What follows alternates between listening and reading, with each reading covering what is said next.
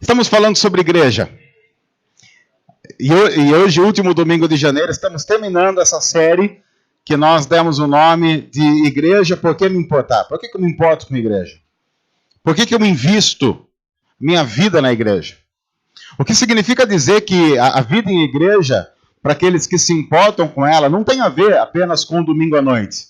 O domingo à noite é o clímax de tudo que nós vivemos durante a semana. É quando nós nos reunimos para celebrar juntos a vida que nós já temos tido diante de Deus. A igreja tem sentido a partir do que acontece todos os dias da nossa vida. E nós estamos aqui pensando um pouco sobre isso, investindo o mês de janeiro para lembrar por que isso é importante para nós. O que Deus espera da igreja? Qual a missão da igreja? Quais são as bênçãos e também quais são os perigos de fazer parte da igreja? Tudo isso nós vimos nos domingos anteriores, os 3 domingos anteriores dessa série que nós vamos terminar hoje. E eu gostaria de começar lembrando algumas coisas importantes. A primeira coisa importante sobre igreja é que você precisa, antes de tudo, reconhecer que fazer parte de uma igreja é um privilégio. É um presente que a gente ganha. Isso é importante porque imagine você recebendo um presente. Mas imagine você recebendo não um presente qualquer, um bom presente. Imagine você recebendo aquele presente que você quer há muito tempo. Não sei qual presente é, cada um tem aqui a sua realidade, mas imagine que você recebe um presente e ao abrir aquele embrulho, você descobre que ganhou exatamente o que você queria. Você vai ficar feliz, não vai? Você vai ficar muito feliz. Agora imagine que a pessoa que deu o presente para você diga assim: olha, eu só dei esse presente para você porque eu sabia que era o que você mais precisava na vida. E eu sei que esse é um presente que você não vai usar apenas por algum tempo. É um presente que você vai usar a vida inteira. E aí a pessoa que deu o presente para você diz assim: e tem mais. Eu gostaria de dizer que se você usar esse presente, por exemplo, vamos imaginar que fosse uma roupa. Se eu notar você usando essa roupa, quanto mais eu notar que você está feliz em usar essa roupa, quanto mais eu notar que você está usando essa roupa em ocasiões especiais, eu vou te dar, por causa disso, mais presentes ainda. Então funciona assim: eu estou te dando um presente, que é um presente que você não tinha como comprar, porque você não tem dinheiro suficiente para isso. E ainda, eu estou dizendo para você que se você gostar do presente e usar o presente, eu vou te dar mais presente pelo simples fato de você estar usando o presente que eu te dei. Vamos imaginar que essa seria uma boa proposta, não seria? Eu acho que você gostaria de encontrar alguém assim, que por você usar um presente que ele já te deu, te desse outros presentes. É o prêmio que você ganha por ter ganho um prêmio e estar usando o prêmio que ganhou. É quase prêmio sobre prêmio. A gente tem no Brasil juros sobre juros. Então, nessa história, a gente tem prêmio sobre prêmio. É mais ou menos assim que funciona a história da igreja. Deus inventou algo espetacular, nos coloca ali dentro e ainda diz que por nós fazermos parte desse prêmio que ele nos deu, desse plano que ele nos deu, ainda vai nos abençoar, guiar a nossa vida e dar outras coisas boas que vão vindo no pacote conforme a gente vai vivendo esse negócio chamado igreja. Assim sendo, aqueles que vão caminhando como igreja vão descobrindo dia após dia que há muita bênção que nós recebemos por parte de Deus quando nós fazemos parte do povo dele. Agora, uma coisa importante, porque eu vou falar muito sobre bênção, eu vou falar muito sobre ser abençoado. Então, um parêntese importante. Eu não estou querendo falar de bens materiais, casa na praia, carro do ano, e todas essas coisas ligadas apenas ao material, porque as bênçãos que Deus dá para a gente são muito maiores do que qualquer soma monetária. Tem a ver muito mais com aquilo que Deus produz em nosso coração e dá paz para a vida do que com a nossa conta bancária. Eu sei que isso é complicado em nosso país, porque a gente liga a televisão, vê programa evangélico na televisão, tem dinheiro, tem compra de não sei o quê, negociação de bênçãos. Nós não cremos nisso, nós não cremos que a Bíblia incentiva isso, nós cremos que a Bíblia incentiva o envolvimento com a igreja, porque somos abençoados pelo simples fato de que, fazendo parte da igreja, nós conhecemos mais de Jesus, conhecemos mais a vontade de Deus, e isso é suficiente para ser considerado a maior bênção que qualquer ser humano possa vir a receber. Tá ok?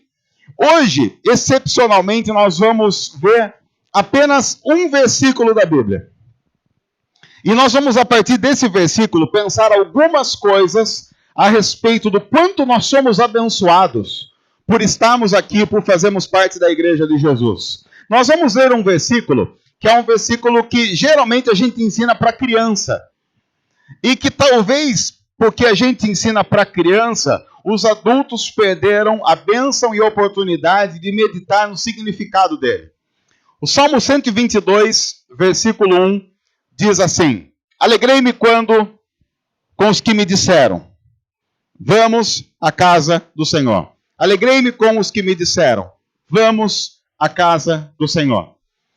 Nós estamos vivendo uma época de uma certa comodidade que a gente pensa assim, eu sei o que está acontecendo, ele está na casa dele, aí alguém ligou para ele e falou assim, ei, vamos para a igreja? Aí você falou assim, não tenho nada para fazer, então vou. E aí você ficou alegre porque alguém ligou para você, convidando você para ir para a igreja, falando assim, vamos à casa do Senhor? E aí você falou, ei, vamos, ei. Aí você correu lá no seu banheiro, tomou um banho rapidão, colocou uma roupa, deu uma passada, uma caprichada no perfume, ou então não deu nem tempo de você voltar para casa, veio direto, não importa. É mais ou menos assim que nós pensamos um texto como esse.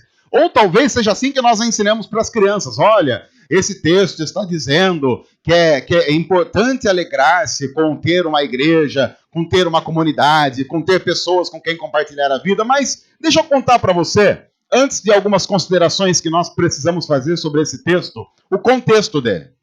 O Salmo 122 está numa parte do livro dos Salmos, conhecido como Cânticos de Romagem. Eu vou explicar isso. Essa parte do livro dos Salmos começa lá no Salmo 120 e vai para lá do Salmo 130. São salmos escritos para que o povo cantasse num momento importante da sua vida como igreja. E por que ele chama Cântico de Romagem ou Cântico das Subidas? Porque eram salmos cantados durante peregrinações. Então, por exemplo, esse salmo, Salmo 122, que nós acabamos de ler, o primeiro versículo, era cantado quando uma grande parte do povo de Deus estava caminhando, peregrinando. E qual era essa peregrinação? Havia em Israel, onde esse salmo está inserido, 3 grandes festas religiosas. Só que essas 3 grandes festas religiosas aconteciam na cidade de Jerusalém, que era a capital religiosa, social de todo o povo de Israel. E aí, então, 3 vezes ao ano, não importa em que parte do país você morasse, você era desafiado e convidado a sair da sua casa, ir até Jerusalém e lá passar alguns dias louvando a Deus com o restante do povo no templo.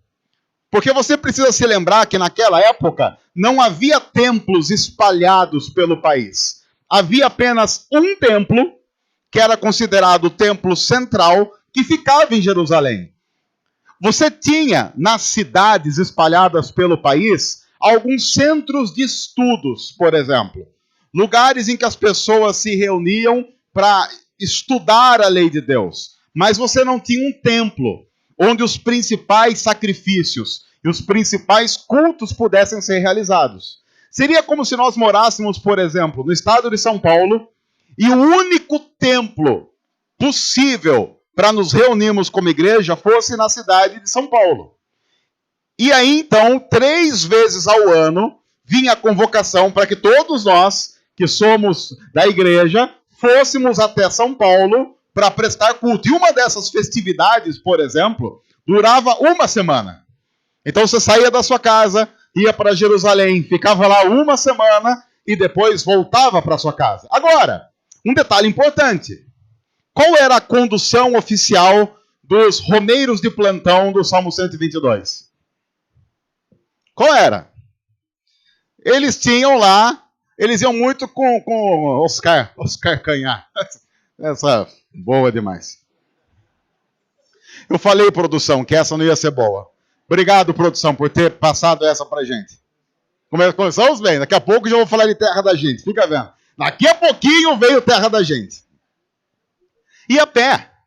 Agora você imaginou o trabalho que isso dava?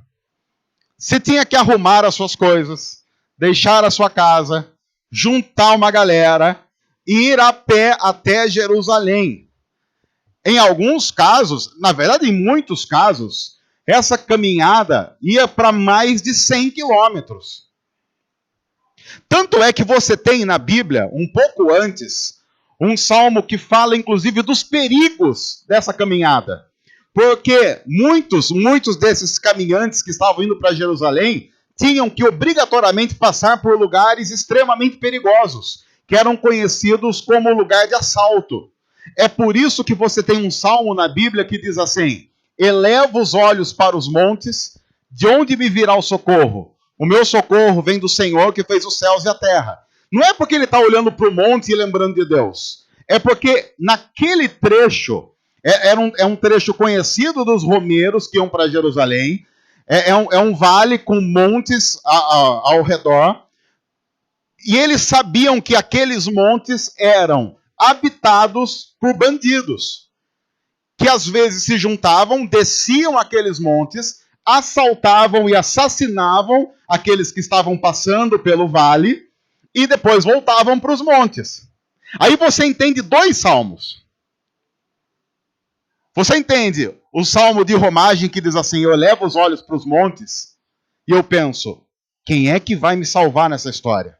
Porque pode ser que os assassinos simplesmente desçam esses montes e venham nos atacar. E você entende um outro salmo, que é um dos salmos mais famosos da Bíblia, que é o Salmo 23, que diz assim: ainda que eu ande pelo vale da sombra da morte, eu não temerei mal nenhum, porque tu estás comigo. O vale da sombra da morte não é uma poesia, é um local que realmente existia. O Vale da Sombra da Morte era um local conhecido como Vale da Sombra da Morte, porque passar lá era pedir para morrer. E aí ele olha para o monte e diz: o meu socorro vem do Senhor que fez os céus e a terra. Então vai imaginando que fazer essa caminhada incluía perigos absurdos. Ainda mais porque se você era o líder espiritual da casa, como homem, você tinha que levar a esposa, levava os filhos, levava algum mantimento, levava alguma moeda para poder comprar alguma coisa enquanto você estivesse lá em Jerusalém. Então você estava exposto durante muito tempo a muita coisa. Agora vamos voltar para o Salmo 122. Alguém chegou para esse cara e falou assim: vamos organizar uma caravana para Jerusalém? Vamos à casa do Senhor? Porque está chegando aí a semana da celebração, vai ter lá do dia tal ao dia tal a celebração X no templo lá de Jerusalém, então nós vamos para lá. O que você acha? Qual foi a resposta do cara? Salmo 122, versículo 1. Quando ele recebe o convite para empreender essa jornada longa, cansativa, perigosa, cheia de situações que nós evitaríamos ao máximo, qual é a reação dele? Ele não fica preocupado, ele não fica apreensivo, ele não fica desestimulado, ele não começa a tentar inventar desculpas para não fazer, desculpas para não participar, desculpas para não se envolver, uma série de coisas que, inclusive, se ele fizesse, você ia dizer assim: olha, mas também tá certo, né? Porque, imagina só, de repente o cara mora a 200 quilômetros de Jerusalém, vem um cara para ele e fala assim: vamos organizar aqui uma excursão, a gente junta umas 5, 6 famílias e vamos lá para Jerusalém, vamos à casa do Senhor? Talvez nós, inclusive, diríamos assim: quer saber de uma coisa? Eu vou ter que pegar o meu carro e dirigir, sei lá, 30 quilômetros? Não. Eu não vou pegar o meu carro e dirigir, sei lá, 30 quilômetros para ir depois 30 para voltar, o que vai fazer com que, na situação das nossas estradas e do nosso trânsito, vai arrancar de nós, sei lá quanto tempo demora para fazer 30 quilômetros para ir, 30 quilômetros para voltar, numa região como a nossa. Mas isso você teria que investir muito, mas muito tempo precioso na sua vida. Esse cara não. Esse cara recebe o convite para fazer essa jornada que eu acabei de dizer. E como é que ele fica? Alegre. Alegrei-me com os que me disseram, vamos à casa do Senhor.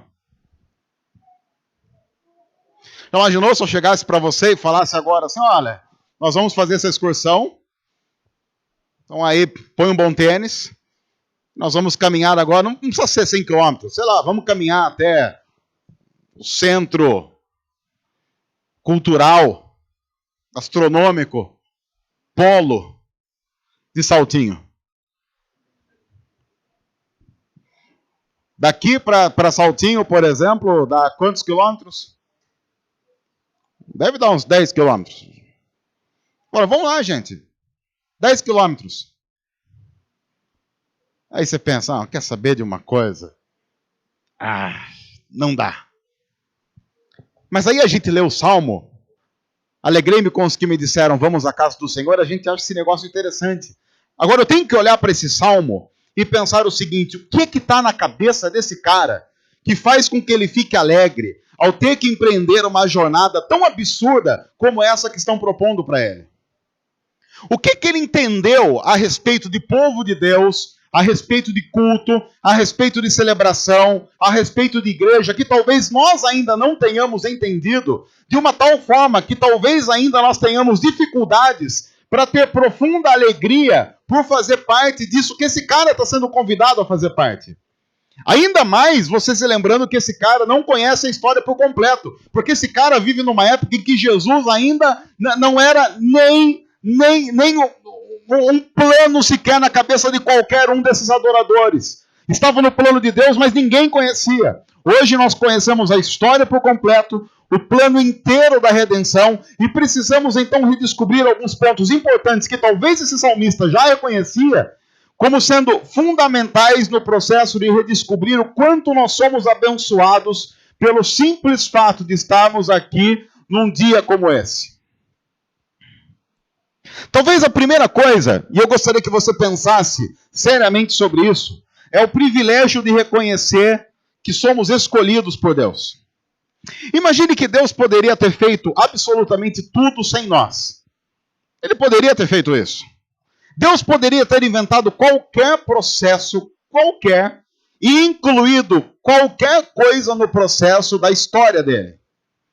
Mas por algum motivo, e eu não sei dizer qual motivo, um dia ele olhou para a minha vida, um dia ele planejou a minha existência, e planejou também que eu seria um dos seus escolhidos como parte da sua história como igreja, de uma tal forma que Deus usa a minha vida, usa a sua vida, usa a nossa vida como parte da história da redenção que ele tem escrito, como igreja do Senhor Jesus, como corpo de Jesus. Deus poderia ter escolhido qualquer coisa. E se fôssemos imaginar, inclusive, a título de investimento, eu não sei se você indicaria você mesmo para Deus a título de investimento do custo-benefício. Porque, muito provavelmente, Deus tem muito mais custo com a gente do que benefício. O custo-benefício do investimento de Deus em nossa vida é extremamente ruim para o lado de Deus. Para o nosso, só coisa boa. Mas, se a gente fosse enumerar, 5 coisas que Deus ganhou ao investir em sua vida. Pense, 5 coisas que Deus ganhou ao escolher você. Vamos lá, primeira. Nossa vida como parte da história da redenção que ele tem escrito, como igreja do Senhor Jesus, como corpo de Jesus. Deus poderia ter escolhido qualquer coisa. E se fôssemos imaginar, inclusive, a título de investimento, eu não sei se você indicaria você mesmo para Deus a título de investimento do custo-benefício. Porque, muito provavelmente, Deus tem muito mais custo com a gente do que benefício. O custo-benefício do investimento de Deus em nossa vida é extremamente ruim para o lado de Deus. Para o nosso, só coisa boa. Mas, se a gente fosse enumerar, sei lá, 5 coisas que Deus ganhou ao investir em sua vida.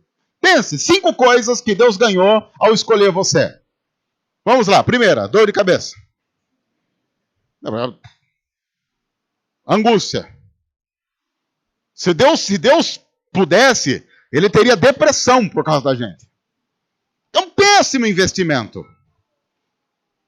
Mas esse cara provavelmente reconhece quão abençoado é por ser escolhido por Deus nesse processo. E ele não abre mão disso de jeito nenhum. Só alguém que reconhece a bênção da escolha de Deus por parte dele para a nossa vida é que consegue dizer, eu sou feliz pelo simples fato de poder dizer, eu vou à casa do Senhor, eu faço parte da igreja, eu sou parte de um processo que Deus tem usado para escrever a história do reino dele. Isso é um privilégio. É claro que talvez nós tenhamos aí nesse processo todo um grande problema, que é o problema humano de desvalorizar as coisas que realmente importam para valorizar as grandes besteiras da vida. É o que nós cantamos agora há pouco. Nós fazemos planos a respeito do carro que a gente vai comprar, da casa que a gente vai comprar, onde vai passar férias. E em si, essas coisas não são ruins. O problema é que essas coisas têm tomado o primeiro lugar em nossa vida. E nós passamos a viver para elas, de uma tal forma que quando alguém chega para a gente e diz assim, vamos à casa do Senhor, muito provavelmente eu não possa atender com alegria esse chamado, porque eu teria outras coisas muito mais importantes para fazer. Agora, uma pessoa que reconhece o poder e a bênção de ser escolhido por Deus, consegue olhar para um momento como esse e dizer, Deus, eu não tenho palavras para dizer o quanto eu sou privilegiado. E mais, imaginar que Deus olha para nós nesse momento e resolveu se alegrar por causa daquilo que nós estamos fazendo.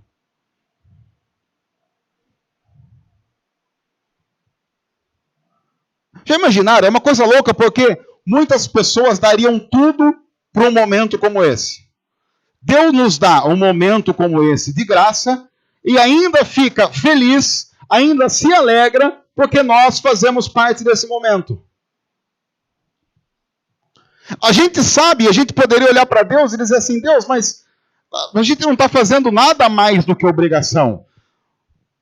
Mas Deus nos responderia, mas eu escolhi ter prazer naquilo que você faz, mesmo como obrigação no reino. Eu escolhi ter prazer nisso. Eu escolhi me alegrar nisso. Primeira coisa importante é que a felicidade daqueles que reconhecem a igreja como parte fundamental da vida tem a ver com a felicidade de saber que somos escolhidos por Deus. Deus resolveu nos incluir na história dele. Deus resolveu nos incluir na história dele. Isso é um privilégio absurdo. A segunda coisa tem a ver com a felicidade de saber que agora, definitivamente, eu sou útil para alguma coisa que vale a pena ser útil. Você já investiu o seu tempo em coisas idiotas? Você não precisa dizer qual, mas eu já investi. Por exemplo, homens têm a tendência natural, isso não é nem bom nem ruim, é uma tendência natural. Os homens têm a tendência natural a hobby. Então, sei lá, qual foi a primeira coleção que você fez em sua vida? Quando ainda você era criança, os homens aqui. Qual foi a primeira coleção que você fez? Como é que é? Futebol de botão. O Guilherme devia ser excelente em futebol de botão. Nossa, é um craque. A primeira coleção que eu lembro, eu lembro que tinha uma época que vinham as figurinhas naqueles chicletinhos Plock. Lembram? O pessoal que falou, nossa, porque é muito novo. Lembram? Coleção de figurinhas do chicletes Plock. Eu sei que algumas irmãs daqui passaram pela época de coleção de papel de carta.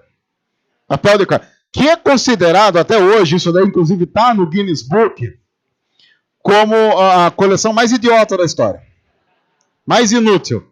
Eu colecionava papel de carta. Pergunta, para quê? Não tem função nenhuma. Nenhuma, não tem função aquilo. A gente gostava de pegar aquilo na escola. A gente não, eu tenho uns amigos que às vezes roubavam aquelas coleções de papel de carta só para escrever em várias daquelas cartas e guardar de volta para ver a reação ensandecida das meninas. Aí se descobriu, pelo menos serviu para alguma coisa a coleção. Uma coleção que eu sei que algumas pessoas aqui fizeram, que era de um extremo mau gosto, mas fizeram. Havia uma época, e aí assim, eu também estudei sobre isso, estudando história, algumas pessoas, em alguns lugares, colecionavam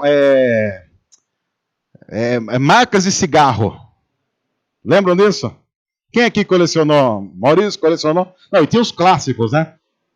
Você ia andar de bicicleta na rua, entrava em qualquer terreno para procurar, ficava olhando em bar, ficava olhando para o bar assim, olha o tio, ele vai jogar o cigarro, atenção. Aí você falava assim, tio, falta muito para acabar o seu maço? Ele falava assim, falta uns 10. Não daria para o senhor fumar tudo agora para dar o maço para mim? Aí você incentivava o tio ali a fumar. Tinha isso.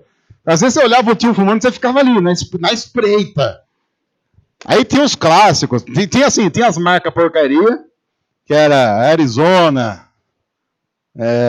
Minister, Parlamente, Hollywood. Que essas aí era campeão era campeão sem filtro. Aquilo praticamente, você fumava, aquilo já explodia o seu pulmão. Eu lembro, o campeão era bom. Campeão. Aí tinha assim, uma marca boa, valia para trocar por 2 ou 3, mais ou menos. Aí tem o pessoal que tinha a grande bênção de ter um parente que viajava para o Paraguai. E aí você ficava enchendo a paciência daquele parente que viajava para o Paraguai para trazer cigarro. Porque você queria fumar? Não, você queria só a embalagem do cigarro. Guardava em caixa de sapato. Vocês não fizeram isso, gente? Porque eu estou até achando estranho, para que falam, que horror. E aquilo tinha um aroma, né? Um aroma assim, um tabaco. E a gente investia tempo nessas coisas. Investia um tempo absurdo. Onde é que está hoje a sua coleção de marcas de cigarro? Ninguém tem. Pode ser que algumas irmãs aqui tenham ainda coleção de papel de carta. Que eu já até indicaria para jogar logo fora, porque aquilo ali está criando traça. Sei lá, você quer dar um bom uso para a sua coleção de papel de carta? Dobra bem. Faz uns rolinhos assim, bem rolinho, vários assim. Põe óleo, churrasqueira, carvão em cima e taca fogo. Aquilo ali para acender a churrasqueira é uma beleza. A gente investiu muito tempo da nossa vida em coisas completamente inúteis. Mas que sim, naquele momento tiveram seu valor, trouxeram algum tipo de coisa boa, ótimo. Ninguém aqui está demonizando essas coisas. Mas o que eu estou dizendo é que de repente nós vamos crescendo, descobrimos a história de Jesus, descobrimos a história da igreja e descobrimos que passamos a ser úteis no reino de Deus. Descobrimos uma finalidade para a nossa vida que transcende qualquer sonho ou expectativa que nós pudéssemos ter a respeito de nós mesmos. Nós agora somos úteis, nós agora somos usados, nós agora temos valor colocado por Deus em nossa vida e algo que Ele faz para nos usar na obra dEle. Isso faz com que eu tenha que ter um empenho infinitamente maior do que qualquer empenho que eu já tenha tido a respeito de qualquer outra coisa na minha vida. Isso faz, claro, com que eu tenha que empenhar os meus dons e talentos na Igreja de Jesus muito mais do que eu faço pelo meu time de futebol, muito mais do que eu faço pelo trabalho que eu desenvolvo para receber dinheiro no final do mês. Eu sou útil. Eu sou abençoado por isso. Já imaginaram? A Bíblia diz que chegará um tempo e que se nós assim permanecemos, vai chegar um tempo que o próprio Jesus dirá: servo bom e fiel. Como assim servo bom e fiel? Já imaginou Deus dizendo para você servo bom e fiel? Seria o tipo de coisa que eu diria para Jesus assim: não, Jesus, olha, eu não sou nem bom e nem fiel. Mas isso é algo que tem a ver com a forma como Deus resolveu ver a história, porque resolveu olhar para mim através de Jesus e não através de mim mesmo. Eu sou útil.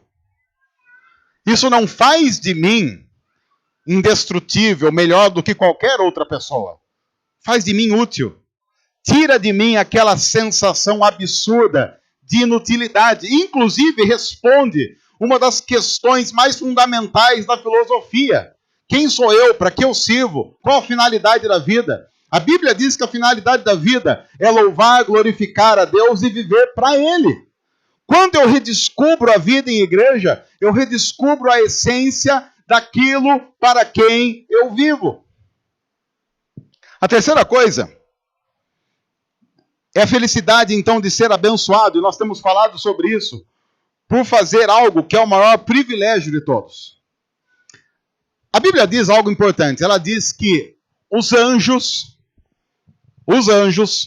pediram para Deus o privilégio de fazer aquilo que eu e você somos convidados e chamados a fazer. Aí Deus olhou para os anjos e disse: não, isso será privilégio da igreja. O que significa dizer também que há algo que nós fazemos que os anjos gostariam de fazer, mas Deus deixou como privilégio meu e seu. É a felicidade de saber que eu sou abençoado por fazer algo que é um enorme privilégio. É um enorme. Ainda mais por viver num país em que eu tenho liberdade para fazer isso, enquanto há no mundo milhões e milhões de cristãos que não podem se reunir porque são proibidos. Ainda mais por viver num mundo em que há países que promulgaram há pouquíssimo tempo leis dizendo que se você for pego com uma Bíblia, você é sumariamente condenado. Em alguns países, se você for pego com uma Bíblia, você é sumariamente morto. Você é morto, porque você foi pego com a Bíblia. Outros países são mais condescendentes e bondosos. Outros países, eles não matam você. Eles apenas decepam a sua mão. Então, por exemplo, você foi lá, olha, que é uma pessoa até mais bondosa, no caso. Então, se você foi pego lá, segurando a Bíblia com a mão direita, então eles fazem assim. Tem até vídeo no YouTube para quem quiser ver.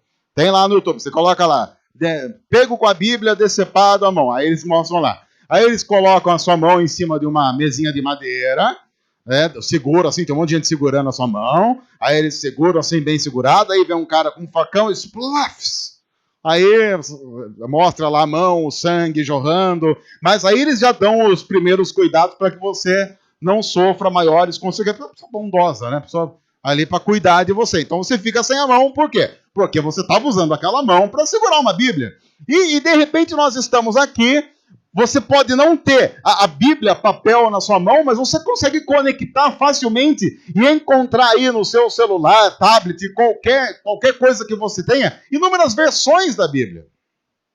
Talvez, inclusive, por essa facilidade, é que nós tenhamos perdido a noção do privilégio que é isso.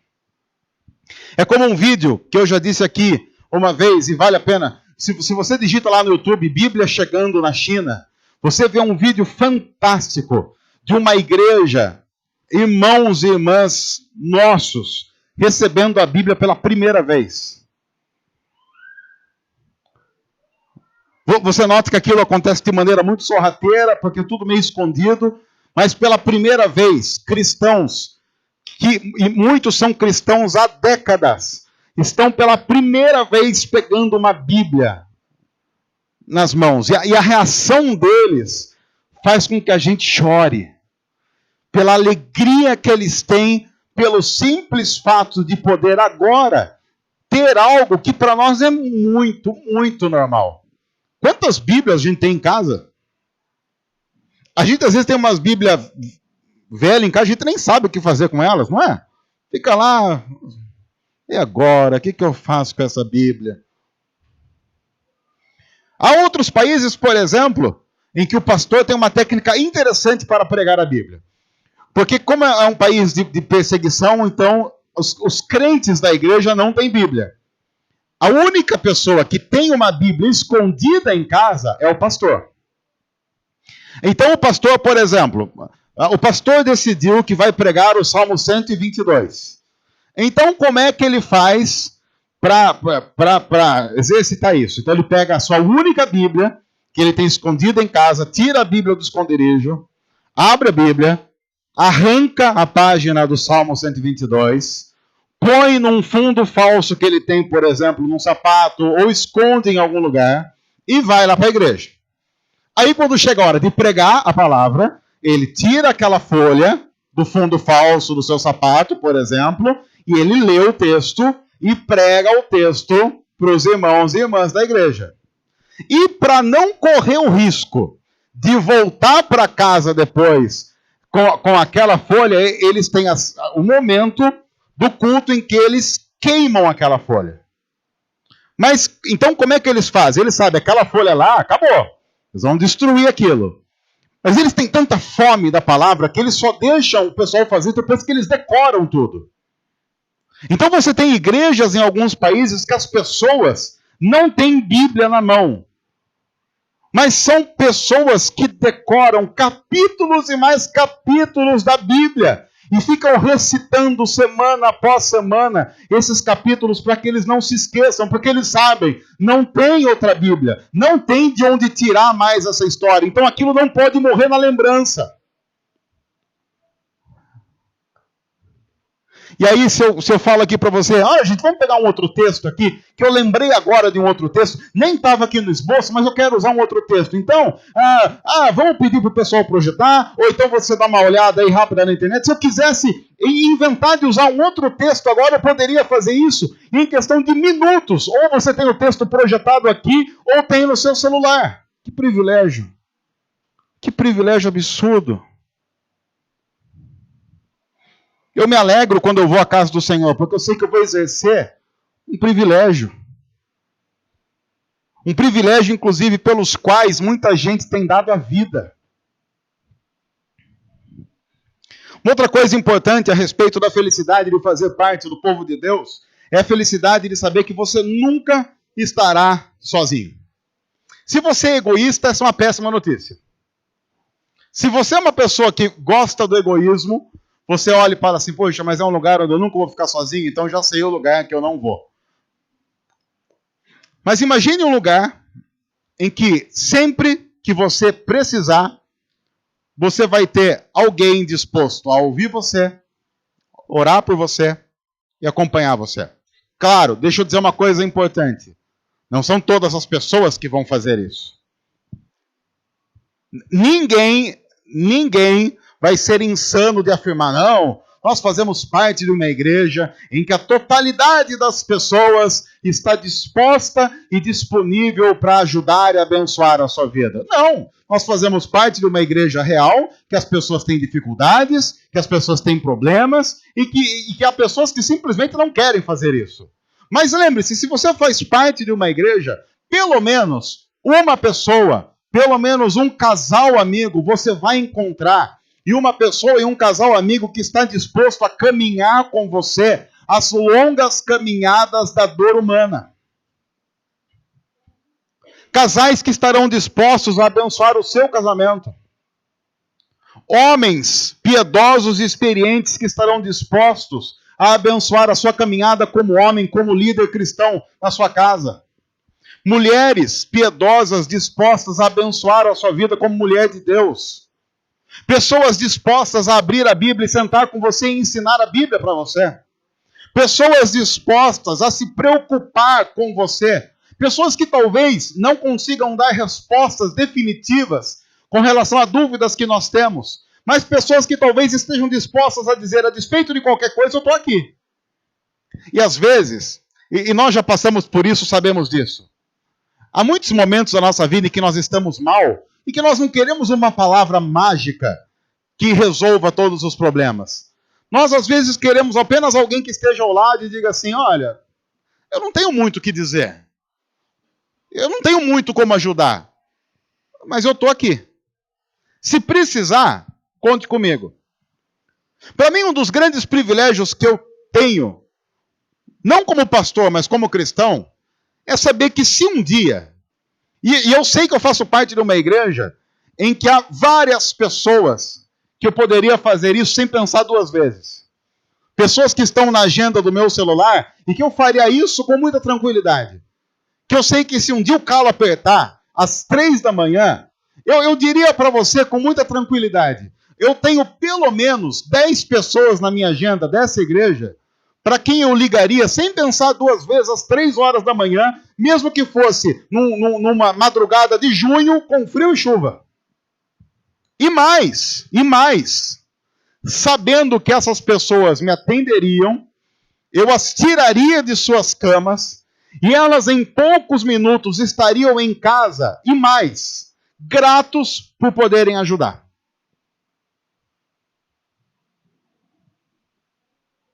Eu faço parte de uma comunidade em que eu invisto a vida da minha família. Sou casado, tenho 2 filhas e tenho o privilégio de saber que elas não estão sozinhas. Eu tenho o privilégio de saber que minhas filhas estão inseridas numa comunidade em que elas, por estarem crescendo nesse tipo de convívio que nós estimulamos nelas, chamam pessoas que aqui estão de tio e tia, não por conveniência, mas porque são pessoas que nós amamos, compartilhamos a vida e tranquilamente deixaríamos nossas filhas aos cuidados. Porque talvez, inclusive, são pessoas que teriam um cuidado excessivo até maior do que eu e a minha esposa temos como pai e mãe. É um privilégio. É a felicidade de saber que eu nunca estarei sozinho. É claro também, se você gosta de ser envergonhice, isso é um problema. Porque se você gosta de ser envergonhice, fazer parte da igreja é um péssimo negócio, porque sempre tem alguém vendo.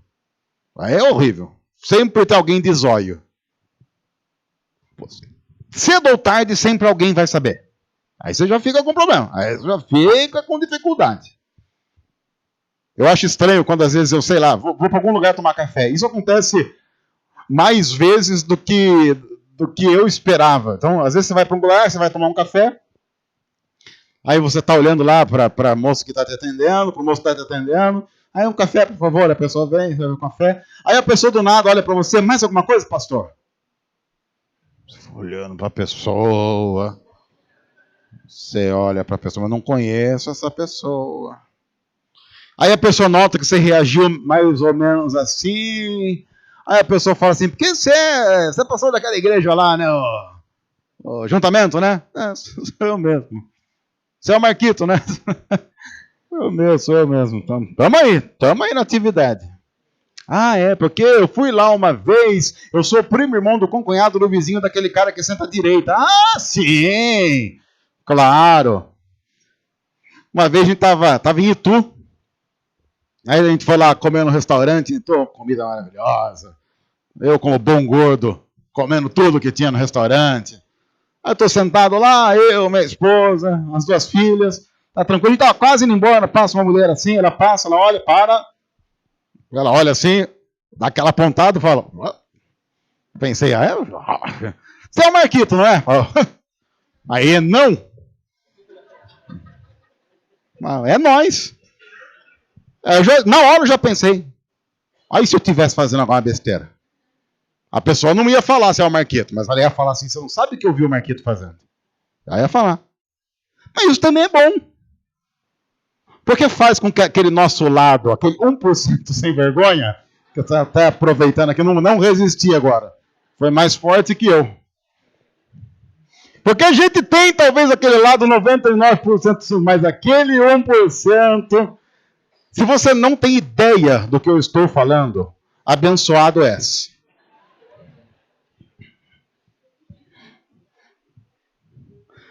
A gente nunca está sozinho, pro bem e pro mal.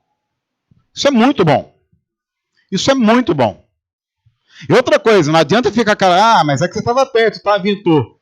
Não importa onde você esteja, sempre haverá alguém com a camisa do 15. Não importa.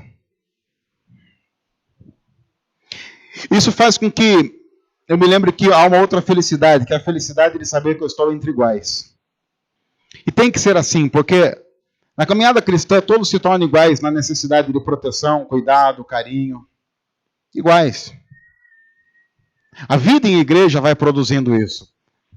Se você se lembra da primeira vez que você entrou numa igreja, você vai lembrar que naturalmente, a gente faz distinção de pessoas para pessoas. Então, a primeira vez que você entra numa igreja, você acaba vendo o pastor ou projetando o pastor da igreja como um tipo de pessoa.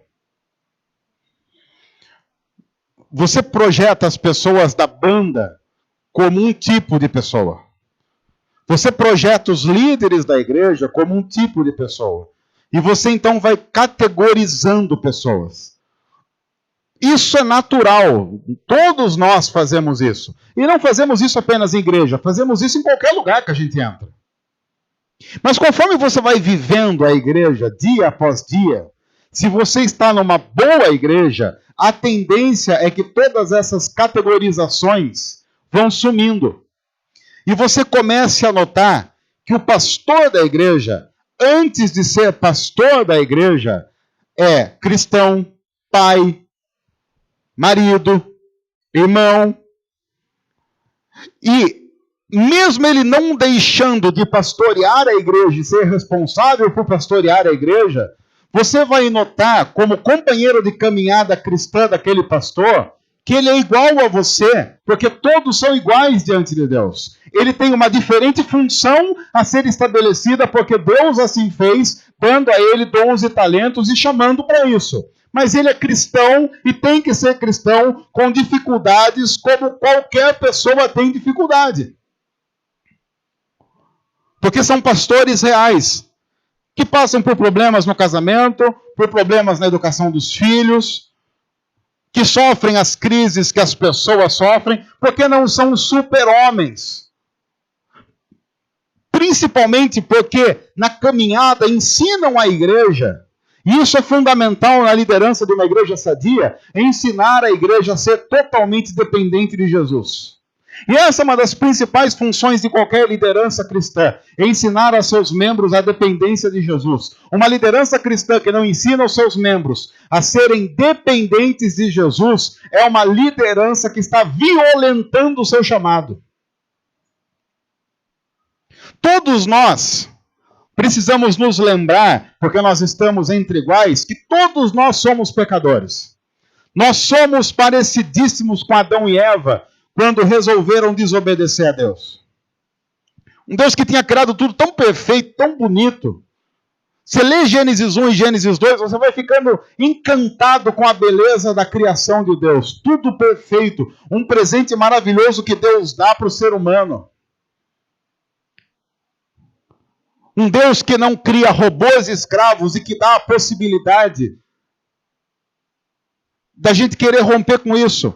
Colocando naquele jardim a árvore do conhecimento do bem e do mal. Tem muita gente que diz, a árvore do conhecimento do bem e do mal, é uma injustiça Deus ter colocado aquilo. Se ele não tivesse colocado, era o pessoal que estava dizendo até hoje, tá vendo? A gente só serve a Deus porque ele criou o robô, não tem outra alternativa. Deus deu tudo bom para o ser humano e disse para ele, se você comer da árvore do conhecimento do bem e do mal, é uma forma de você romper o contrato comigo. Romper contrato. Para viver do seu jeito. Para conhecer o mal. Mas lembre-se, no momento em que você comer dessa árvore, você vai morrer. Fisicamente, espiritualmente e eternamente. Não se esqueça que o Deus que fez esse trato com o ser humano, e o ser humano aceitou esse trato, é um Deus reto e justo. E você só pode dizer que alguém é reto e justo se essa pessoa cumpre com o que promete. O que Deus tinha dito? Se você pecar, você vai morrer. Ele é justo e reto. Se o ser humano peca, Deus cumpre com a sua palavra. E aí o ser humano rompe com Deus e conhece a morte. E a Bíblia diz então que não há nada que a gente possa fazer para, por nós mesmos, nos acertarmos com Deus.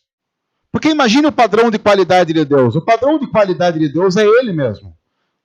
E a Bíblia diz que tudo que nós fazemos está manchado pelo pecado.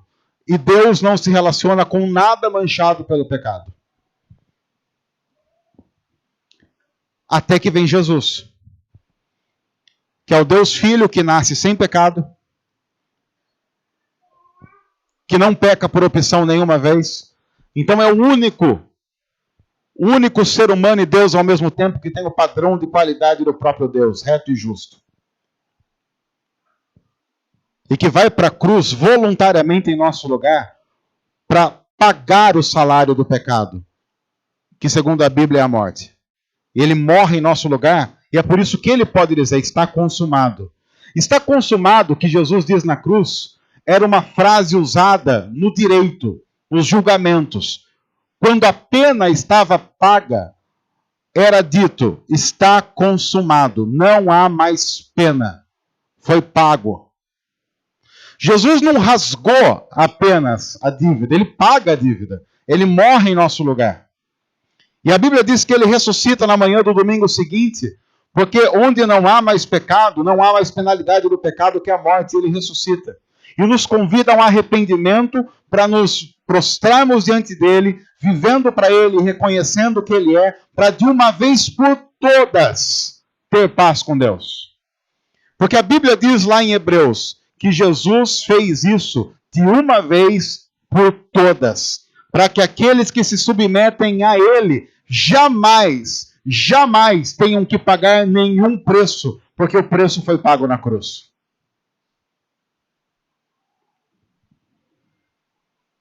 Isso faz de nós iguais, porque todos nós pecamos.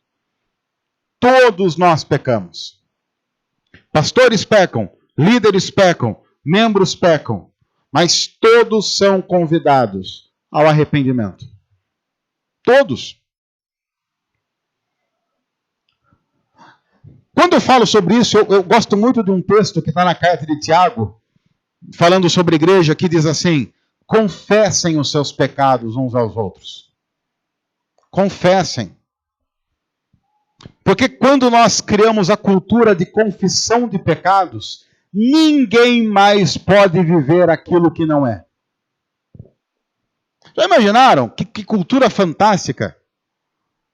Eu confesso os meus pecados para alguém aqui da igreja, aquela pessoa ora por mim.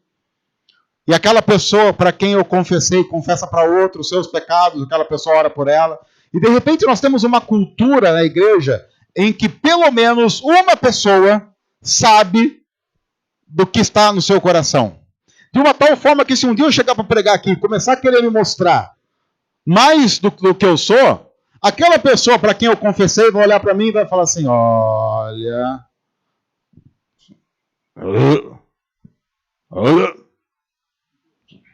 Aí ninguém vai poder ser mais do que é. Até porque, gente, cuidado com os santos. Ou melhor, cuidado com quem precisa ficar demonstrando e arrotando santidade. Porque quem é, simplesmente é. Se você chega em algum lugar e a pessoa vai preencher a sua ficha, e ela pergunta, masculino ou feminino? Desculpa dizer, mas você tem alguns problemas.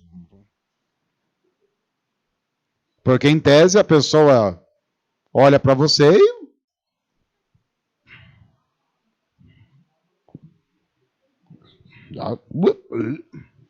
Imaginou?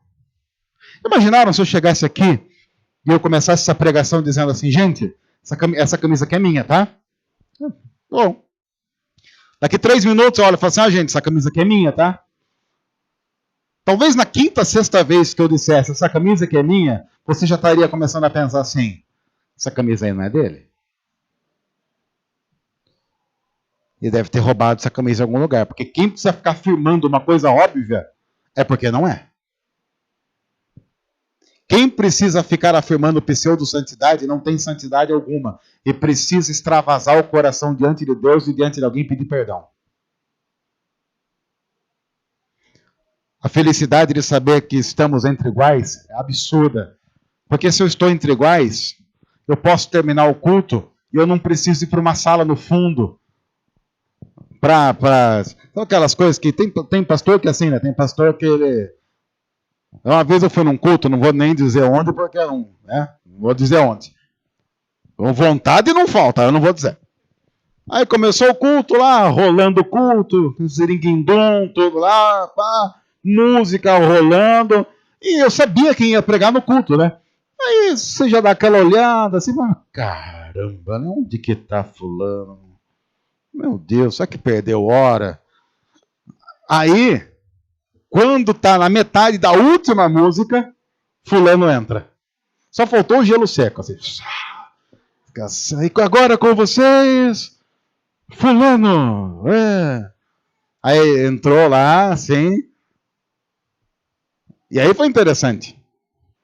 Terminou a pregação, ele orou. Quando você abriu o olho, ele já estava saindo. Indo para o fundo. Ninguém chega perto. Ele é intocável, porque ele é muito bom. Por quê? Porque ele vai ficar perto de você, você vai querer conversar das banalidades da vida. E ele é muito bom para conversar sobre isso. Ele não tem tempo para conversar sobre isso. Ele não é igual. Ele é mais. Está errado. Está errado.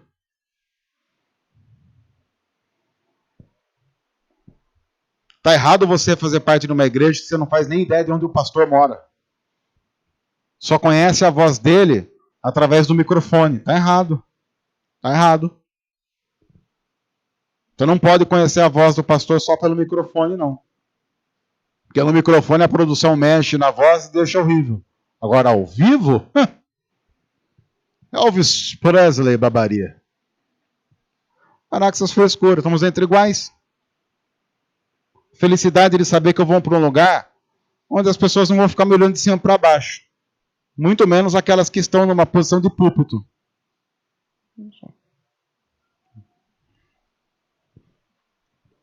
Porque todos nós servimos alguém que um dia colocou criança no colo e disse: se você quer de verdade alcançar os padrões do reino, sejam como essas crianças. Eu me importo com a igreja. Eu sou feliz porque hoje eu posso dizer: alegrei-me com os que me disseram, vamos à casa do Senhor. Porque essa notícia em casa é notícia que traz felicidade. Porque o horário em que isso está chegando para acontecer traz uma boa expectativa. Porque eu posso voltar para casa pensando assim: Deus, me abençoa de uma tal forma que isso venha acontecer de novo e muito em breve. Importe-se. Porque Deus importa-se. Para a glória do Senhor. Deus, ajuda-nos a ser igreja para a glória do Teu nome. Ajuda-nos a viver em comunidade autêntica e verdadeira, e para que possamos ter alegria como o salmista teve ao ser convidado a cultuar o Senhor. Que cultuar ao Senhor traga alegria profunda ao nosso coração. Nós queremos encerrar essa série agradecendo porque o Senhor nos ensina a ser igreja. E que o sejamos só para o Senhor. Em nome de Jesus. Amém.